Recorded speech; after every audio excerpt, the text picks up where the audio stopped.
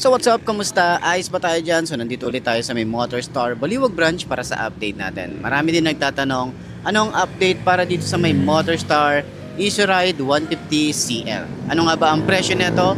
Tumaas nga ba o bumaba? Alamin natin yan at i-walk around na rin natin to. Alamin na rin natin yung specification kung sulit nga bang bilhin ngayong 2026. Tara, samahan nyo ako. Walk around na natin. Ayos na ayos yan. Let's ride. Started with a dream and an empty tank. Now I'm chasing sunsets, got the world to thank. Every scratch on the paint tells a story untold. Every road made my spirits stronger than gold. Life ain't easy, every corner got pain, but I learned how to smile while dancing in the rain. The engine keeps talking when nobody can hear it. Whispers keep moving, don't live in your fear. They see a machine, I see my escape. A map of my life that no one can erase. From city lights to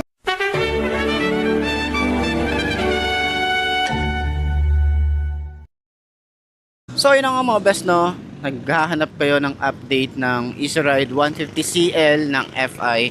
Available po dito ng maraming units sila yung Motorstar Baliwag branch or any Motorstar dyan malapit sa lugar nyo kung saan man kayo location. Okay, so ayan, bago natin to i-walk around, gusto ko lang sabihin sa inyo na kapag wina-walk around natin, baka pwede akong hingi sa inyo ng comment, ano yung mga naging experience nyo, mapa good or bad.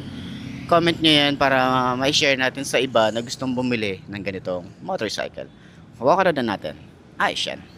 So yun nga, sa kanyang front view, meron tayong Motorstar dito.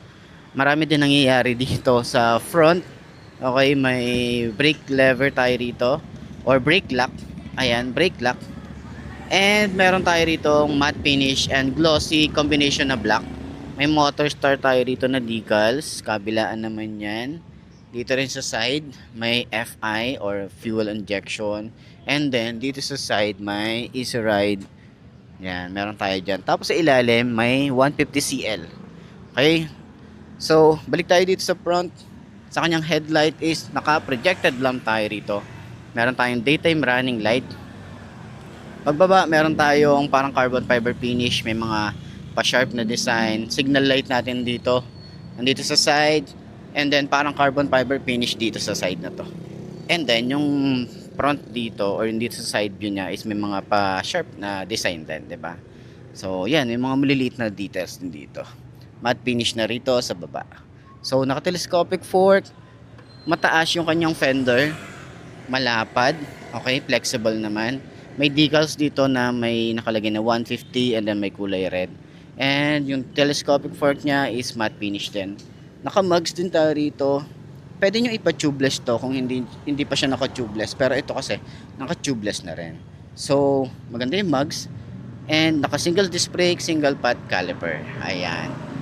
So, sa side, meron tayong gulay board. Malawak din yan. Nandito pa rin yung ating battery. And wala tayong side stand kill switch. Dito naman sa ilalim, wala rin tayong utility hook dito. Pero ayan, may pasukan tayo rito ng hangin or air intake niya rito. Tapos may matte finish na parang carbon fiber finish din dito and then glossy na dito sa side na to. Ayan, minimalist lang din naman yung decals niya. Hindi siya masakit sa mata. Ayan. Panel gauge natin is naka-digital na rin. May select and set dito. And may parang carbon fiber finish dito. Okay. So yung mga empty dito, may mga ibibigay si Motorstar sa inyo. Depende sa inyo kung ididikit nyo na o hindi. O, nasa sa inyo yan kung ididikit nyo.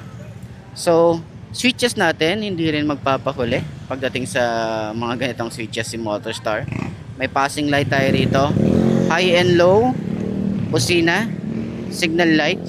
So, wala lang tayo ritong hazard switch. Pero sana maglagay. Dito naman is kill switch, park light, headlight, electric starter, at sana dito mga upgrade pwede natin suggest is yung idling stop kasi medyo matagal naman na yun at marami na rin gumagamit nung idling stop, so para makatipid pa sa fuel consumption. Okay, sa grip natin makapit, throttle mababaw, ito yung susi nya. Okay, lever natin malapad, smooth lang din. Dito naman sa side, ito medyo manipis, magkaiba sila ng design. Okay, smooth lang din.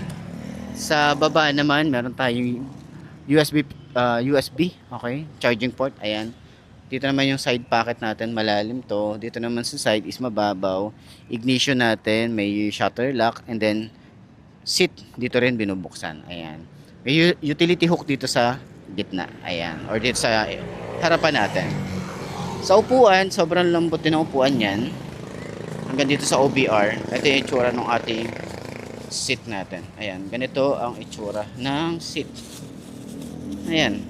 Okay, ganyan ang itsura niya. May Motorstar na logo dito. At maganda yung kanyang leather na ginamit. Ayan. Sa ilalim, pwede tayo maglagay dito ng mga basic tools, mga bag. Dito sa side na to, basic tools. May utility hook tayo rito or helmet hook. Compartment, maluwag din. Ayan. Pero hindi ko sure kung kasya yung half face. So, yung ating gas tank is malinis lang tingnan dito. Yan. Yung ating grab bar or ating bracket para sa top box, available na rin po yan. Makapal din yung metal na ginamit. So, top box na lang yung kailangan yung bilhin. At least, 'di ba, nakatipid na kayo. So, dito sana ay ilagay nila yung emblem ng Easy Ride. Ang cool tingnan kasi nung Easy Ride na emblem, nakakadagdag premium sa bike, 'di ba? Yun lang naman yung comment natin. Wala tayong side stand, kill switch. Footpegs natin para sa angkas, maliit lang pero maganda yung paint job. Yung ating side, naka ano tayo rito, naka monoshock tayo rito. May goma dito para sa talsik ng putik. May tire hugger din tayo rito, flexible. And then yung ating panggilid, wala tayo ritong kickstart. Ayan. Pero bulky siyang tingnan. May Motorstar din dito. So dito naman sa likod is naka drum brake tayo. Ang size naman is 90 by 90 by 14. Okay, so yung size nga pala sa harap. Ano ba yung size sa harap? 80 by 90 by 14 yung size dito sa harap. Ayan, so may swing arm tayo dito. Nalaglag. So may swing arm tayo dito. So pwede tayong mag-ano rito, maglagay ng conversion para sa disc brake. Kung gugustuhin lang natin, 'di ba? Tambucho, may cover, stylish din, kamukha din nung sa Honda Click. Naka-air cooled din tayo rito. Tapos may cover na rin 'yan. So malay natin, maglagay din sila ng liquid cooled dito sa motorcycle na 'to, 'di ba? So ito naman yung taillight natin. Maganda rin. Ayan oh, halos same lang din yata ano sa Honda Click na design. Pero ito yung signal light niya, same lang din. Naka LED na rin yan. Halos lahat ng ilaw. May plate light na rin tayo dito, reflector, and then fender, lagayan ng plate. Ayan, di ba? So, ayan, sa tingin nyo, sulit nga bang bumili ng ganitong motorcycle, itong Motorstar Easy Ride 150CL? So, sa tingin nyo, sulit nga ba? Alamin natin yung presyo at kung abot ba ng 5 na kagaya ko. Ayos na ayos yan. So, yun ang mga best no, sa mga nagtatanong ng update nitong Easy Ride 150CL. Okay, so available nga po dito. Marami silang unit na ito. At ito yung mga bagong decals ni. Okay, medyo matagal na rin tayong hindi nakapag-update sa inyo ng Motorstar.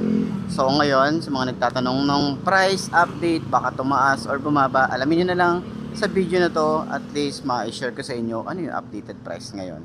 So sa mga nagtatanong full specs na ito, nandiyan sa screen nyo ang full specs ng Easy Ride 150CL. Okay, so sa tingin nyo, sulit nga ba to? At comment nyo sa baba ano yung mga naging experience nyo dito. Lalo na yung mga nakagamit na talaga at legit owner nito. At para din makatulong tayo sa mga iba na gustong bumili nito, i-share nyo ano yung mga naging experience nyo, mga issue nyo, lahat. Mapag bad or good comment pa yan. Okay, so ito ay inspire sa Honda Click. Kaya nga siya CL eh. Kasi ang sinasabi dito kaya CL siya kasi nga click. Okay, sabi nila. Pero yun na nga, alam naman natin kung saan talaga to inspire. Okay, sa Honda Click. Dahil nga marami din naglabasan. At hindi lang naman si Motorstar ang may click clone. Okay, so marami ding ibang brand na talagang gumaya din neto. Pero si Motorstar kasi meron din siyang other version, lalo na yung headlight nito, naka-projected lamp, and yung hindi mawawala yung sa gulay board. Okay, so ito yung itsura natin kapag ano tayo, nakasakay tayo dito. Ayan, sobrang tingkad pero magaan yung motor, handle, ano naman siya, manageable naman siya. Okay. So syempre, meron tayong gulay board, may utility hook tayo rito.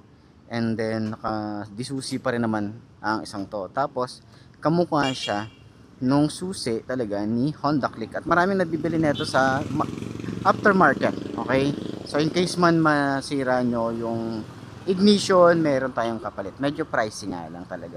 So naka digital panel na rin tayo rito. Medyo maliit lang talaga yung panel nito. And yung shock nya, okay, yung shock, siguro rate natin siya ng mga 6/10. So yun, medyo may mga napapansin tayo na medyo, alam niyo yun, may konting adjustment sa shock nya or sa bearing siguro to. Pero ayan oh, may naririnig tayo. So yun, adjustment lang naman ang solution dito. So turning radius nya malawak din. May space pa tayo rito. And then sa ating leg room, ayan, may ano pa tayo rito, space din tayo rito. And then ito yung itsura natin, naka-upright position din tayo rito. Sa ating OBR maluwag din. So sa upuan malambot. Okay, goods para sa kanyang long ride. Yan. Okay, mga abot siguro to mga 5.3, 5.4, abot na abot to. Magaan naman yung motor eh. Okay, hindi tayo hirap dito kahit ito yung bili natin. Hindi tayo mahirapan sa traffic. Goods naman yan. Okay? So, yun. Gaya ng sinabi ko, i-share nyo lahat ng mga experience nyo pagdating dito sa motorcycle na to. Mapag good or bad. Babasahin natin yan. Pupusuan natin yan. Okay? So, yun. Sana nakatulong tong video na to. Kung nagtatanong kayo saan available. Kung saan kayo malapit na lugar, puntahan nyo yung Motorstar. Malapit sa inyo. Pero yung mga taga dito sa amin sa Baliwag, merong branch dito sa May Baliwag. Tapat po siya ng ACLC College. Ayos na ayos yan, di ba? So, sana nakatulong tong video na to. And sa tingin nyo, ito na ba yung dream bike nyo? Comment nyo naman yan. And madali siyang i-center stand. Napakagaan lang. Ayos! So yun ang mga best no, sa lahat ng mga nagtatanong magkano nga ba ang ganitong motorcycle, ilalagay ko sa screen nyo para at least meron tayong reference kapag kumuha tayo ng cash at hulugan. Nitong Motorstar Easy Ride 150CL, sa tingin nyo sulit nga bang bumili ng ganitong motorcycle ngayong 2026? Sa lahat nga pala ng mga nakagamit na ng ganitong motorcycle, baka pwede nyo i-share dyan sa comment section ano nga ba yung mga naging experience nyo sa motorcycle na to. Ayos na ayos yan. So yun na nga mga best no, ito na ba ang motor na babagi sa'yo? Kung ito na nga ay markahan mo na at mag-subscribe ka na sa aking YouTube channel, i-click mo na rin yung notification bell para updated ka sa lahat ng videos na upload natin. Dito araw-araw, so laging tatandaan, wala sa brand na motor ang itatagal niyan, kundi na sa pag-aalaga mo yan. Tatagal yan, ayos na ayos yan. So kita-kita na lang ulit tayo bukas. I'm Mark D. Ciao. Maraming salamat sa inyo. Babush. Reach to stand after every hard ride. I've fallen before, but I stood up again. Because every ending becomes a new beginning. The road never promised an easy way, but it taught me to fight every single day. One life, one ride, one chance to believe. Leave behind the fear, chase what you dream. The destination never mattered that much. It's the journey that changed who I've become. Ride beyond the road tonight. Motorstar shines through.